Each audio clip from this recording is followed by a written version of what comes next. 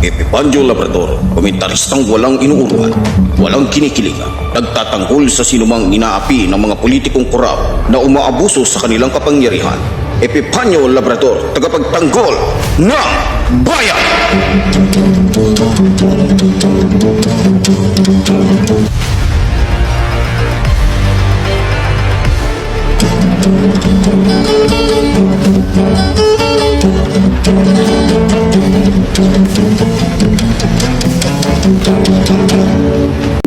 Para kanino ba ang batas na sinasabi nila? Para kanino ba ang batas na nilikha? Ang batas na ba ay para sa lahat o para lamang sa mga taong maraming pera? Tila ba ang batas natin ay bulag sa mga taong mayroong kapangyarihan, nagbibingi-bingihan, nagmamahal-mahalan ang batas sa tulad niyang makasalanan. Para kanino ba ang batas na sinasabi nila? Okay, ilang Sa araw pong ito, mga minamahal kong mga kababayan, ay tayo po muli ay magsasama-sama dito po sa ating programang Reaction Mo, Birada Mo. Okay, gusto ko po sanang pag-usapan natin sa araw na ito. Ito pong si Tunying o si Taberna na kung saan tila nakalimot na yata sa mabubuting ginawa po sa kanya ng pamilyang Marcos. Pero bagong lahat, binabati muna po natin ang ating minamahal na Pangulong Ferdinand Marcos Jr.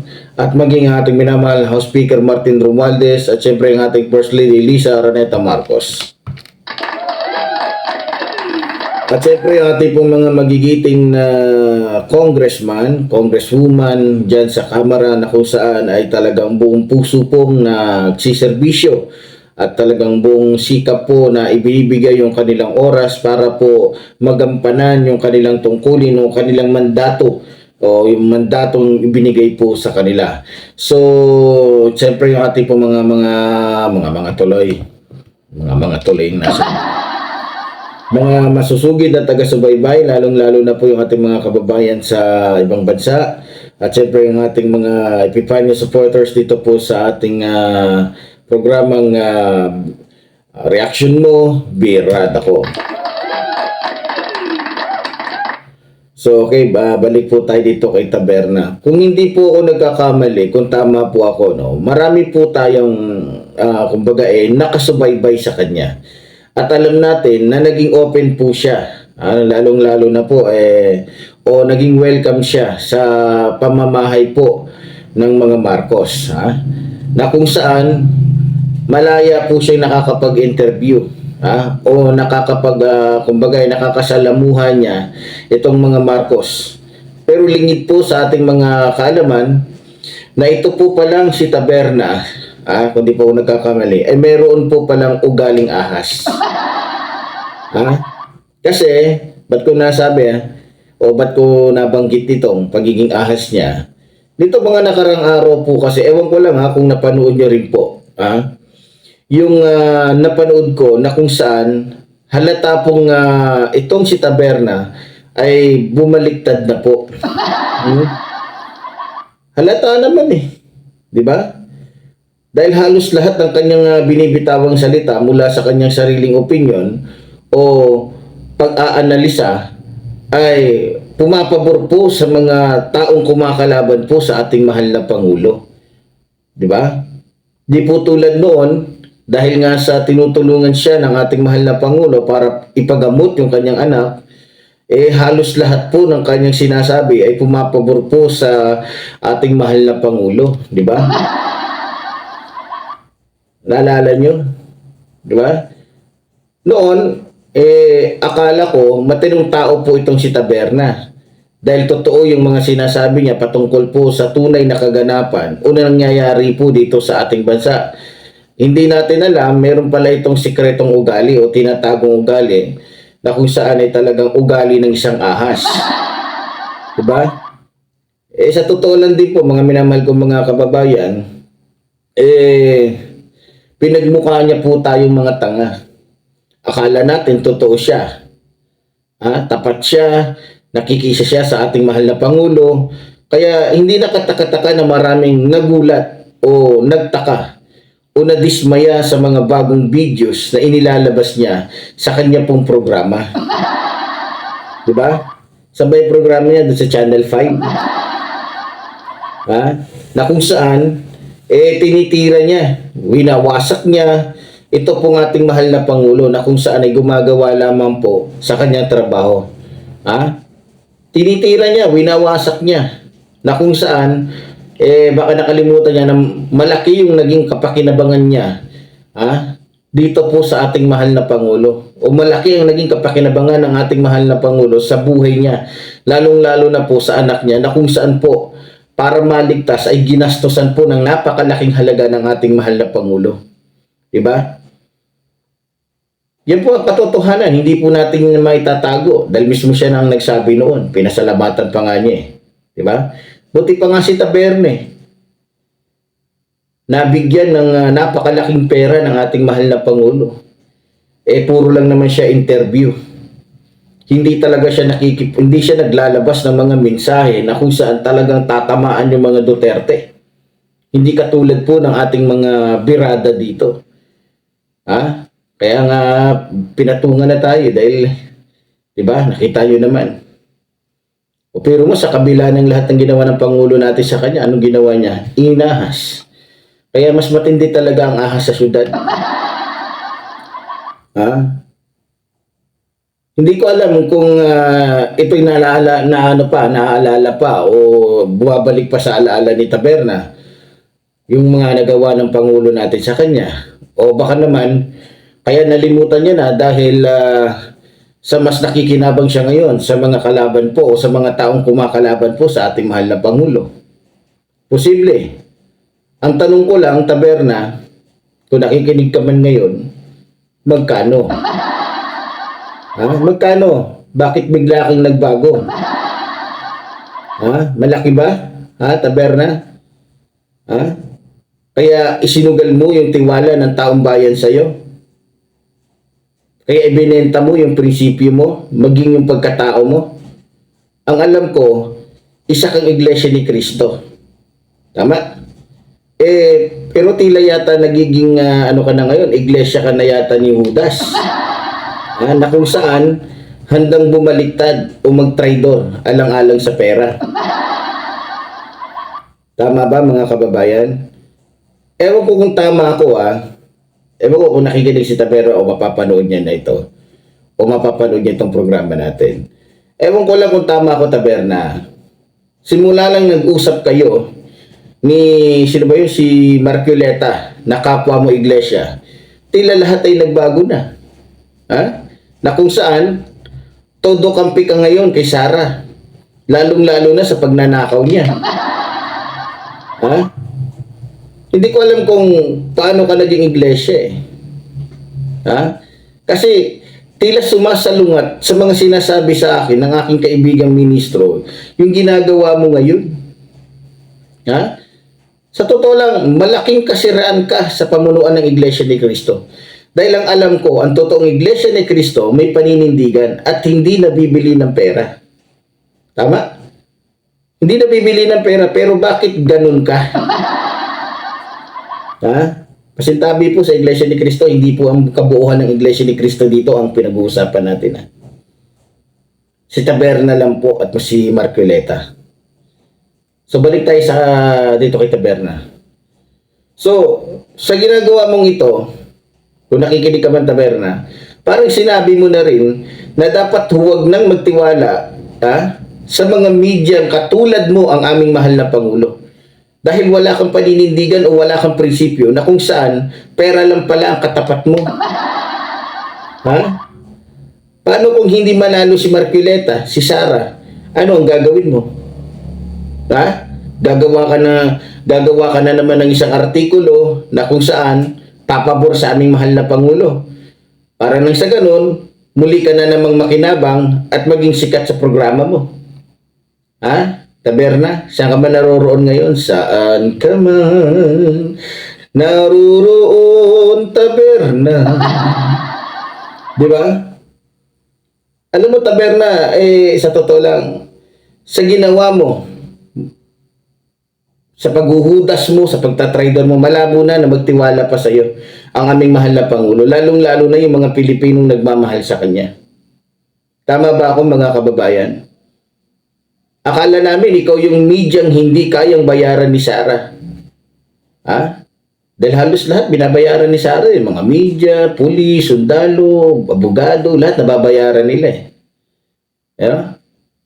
Tama ba, mga kababayan? Pero dahil may paninindigan ka sa paggawa ng kasamaan, go! Di ba? Sa totoo lang nakakapanghinayang kasi akala namin o akala natin, di ba? Itong medyang ito ay hindi kayang bayaran ni Sara. Dahil may paninindigan siya eh. Pero mali pala. Ha? Mali pala, Taberna, kung saan ka man naroroon ngayon, kung mapapanood nito. Mali pala kami. Ikaw pala yung media na kapag pinakitaan ng pera, hindi lamang prinsipyo mo ang nabibenta, pati na yung kaluluwa mo. Diba? Pati kaluluwa, ibibenta niya. Ngayon, na, kumbaga, kampi ka na ngayon. Na? Kumakampi ka na ngayon sa mga taong masasama. Maging masaya ka sana, Taberna. Maging masaya ka sana. At sana, huwag mong pagsisihan bandang huli. Dahil may kasabihan tayo, may kasabihan tayo, kung alam mo ito, Taberna, na ang punong masama kailanman ay hindi mamumunga ng mabuti. Ngayon, Taberna, masaya ka na ba? Masaya ka na ba na sinisira mo yung taong nakatulong sa'yo? Masaya ka na ba dahil sa pera, nag-trader ka? Sana lang ay wag dumating sa iyo yung karma. Ba? Ako talaga si Taberna, sinayang mo. Ako, bilib ako dito kay Taberna eh. Pero biro mo talagang malakas talaga yung hatak ng pera ng mga Duterte, no? Pero ito lang sasabihin ko, sana maisip mo na hindi ka na makakakita pa ng isang pangulong katulad ni Pangulong Ferdinand Marcos Jr. Diba? Hindi ka na makakakita ng isang pangulo na katulad niya, na kung saan nagmalasakit sa iyo, sa pamilya mo, sa anak mo. Noong panahon ni Duterte, di ba? Ilang taon naging si Duterte? 6 years. Ni piso, hindi ka binigyan eh. Tama? Na hindi ka nakahingi ng tulong eh. Pagkatapos ng pakinabangan si Pangulong Ferdinand Marcos Jr., ayun na. Doon ka na inopera ng mga Duterte ng pera, doon ka na rin bumaligtad. Sa totoo lang, alam niya mga kababayan, talagang nakakaawa talaga itong si Taberna. Dahil lamang sa kakapiranggot na pera, alam niyo, ba't ko sinabing kakapiranggot? Yung milyon, madali na lang ubusin ngayon yan eh. Di ba? Pero ewan ko ba, alam niyo, talagang malakas yung yung espiritu ni Maharlika eh. Diba? Talagang itong espiritu ni Maharlika, biro mo, ang lakas pong makahawa. Ang lakas makahawa kung kani-kanino. Kung kani-kanino sumasapi. Diba? O talagang sadyang malakas ang hatak ng pera ng mga Duterte. Na kung saan kaya nitong baguhin yung, kumbaga, kaya nitong baguhin yung prinsipyo o pag-iisip ng isang tao kahit pa siya ay isang, sabihin natin, edukado. O kahit pa siguro siya ay pare, pastor, ministro. Okay, sa akin lamang hindi ko sinasabing lahat. Kasi sa nakikita ko po parang, di ba? Parang mas mabilis baguhin ng pera yung kaisipan ng tao kaysa baguhin ng salita ng Diyos yung mga taong reliyoso. Ewan ko lang kung tama po itong sinasabi ko, pero ito ang gusto ko sabihin. Di ba? Katulad ni Taberna, matagal nang kasapi ng Iglesia ni Cristo, na kung saan malawak na ang kaalaman. Malawak na yung kaalaman nito sa mga aral ni Cristo, pero kita mo naman, pera lang pala ng mga Duterte ang bibili sa kanyang prinsipyo. Pera lang pala ng mga Duterte yung bibili sa kanyang pagkatao. Di ba? Sana isang araw, Taberna, maisip mo na may isang Pangulong Ferdinand Marcos Jr. na nagmalasakit sa iyo. Biro mo, welcome siya. Balita ko pa nga, pag pumunta ito dun sa bahay ng ating mahal na Pangulo, pati yung mga kasama niya, uuwi ito, may panggasolina pa, plus may ano pa, di ba? Hindi ba lang niya inisip yun? Talaga, akala siguro ni Taberna, mananaig siya sa kanyang katraydoran Yung mga taong katulad nito mga kababayan, kung ito yung taong dapat tinatali doon sa matibay na sanga, tas pati warik kong ibitin, di ba? Alam mo, Taberna, huwag ka na magtataka kung bakit yung taong bayan sa iyo ngayon, karamihan ay, hindi nakatakataka yan.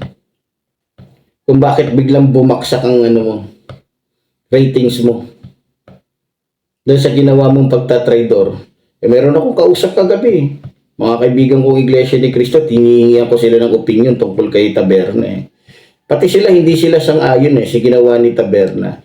Pero sabi nga ng aking mga kaibigang Iglesia ni Cristo, yan po ay personal lamang po ni Taberna. Hindi po pwedeng idamay dito yung pamunuan ng Iglesia ni Cristo dahil po ang pamunuan ng Iglesia ni Cristo ay hindi po yan nakikialam sa ang trabaho lamang po ng Iglesia ni Cristo tuwing eleksyon ay alamin kung sino yung mga karapat-dapat na politiko na susuportahan nang sa ganoon yung kanilang suporta ay hindi mauwi sa wala, di ba?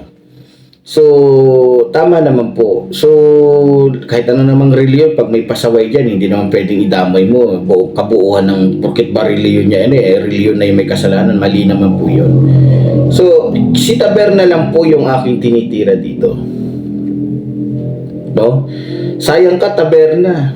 Kahit pa siguro punuin ka ng aral ng Iglesia ni Cristo, kung hindi mo nilalagay sa utak mo at pera ang importante sa'yo, wala din. Diba? Pero ganun pa man mga minamahal ko mga kababayan, kahit wala si Taberna, diba, marami pa naman. At hamak naman na mas marami pang mga vlogger o mga media na sumusuporta po sa ating mahal na Pangulo. Diba? So sa iyo, Taberna, kung saan ka man naroroon ngayon, sana maging masaya ka, pare. Sana maging masaya ka. At sana hindi mo pagsisihan, alam mo naman, di ba? Lahat halos ng mga taong lumapit at talagang nakisa sa mga Duterte, lahat po yun nahulog po sa kapahamakan. Totoo yan. Bagamat nakakatawa, pero yan ang katotohanan. Talagang, tingnan mo, lahat ng kadikit ni Duterte, lahat nahulog sa kapahamakan. Bakit? Pinadadamay sa mga kahayupan niya. Kaya itong si Taberna, okay na sana pero hindi na kontento yata sa kinikita niya. Ewan ko ba, tao nga naman talaga, no? Pero sa akin, mga minamahal ko mga kababayan, tulad doon ng sinabi ko, kahit anong mangyari, tayo po ay PPP, di ba? Tayo po ay makikisa at talagang hindi po lalayo sa ating mahal na Pangulo. So, okay, doon po sa mga kababayan natin, marami pong nagtatanong kagabi, nagme-message sila saan daw sila magme-message. Hindi na po yung dati natin kasi nga na-hack na yon. So, yung bago na po natin ngayon, ito pong nasa gilid natin, yan na po yung aking, yan na po yung makikita nyo sa Facebook ko.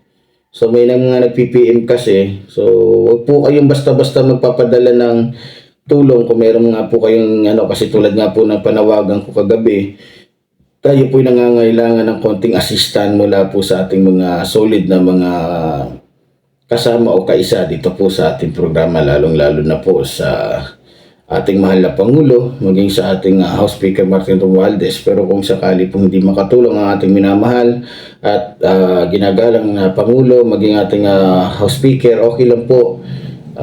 Dahil alam ko naman po may magagawa ang Diyos, no? Higit na makakagawa po ng paraan ng Diyos. Okay, muli po, tulad po ng sinasabi ng inyong lingkod, mabuhay po ang ating ng bayan, mabuhay po nagmamahal sa ating ng bayan.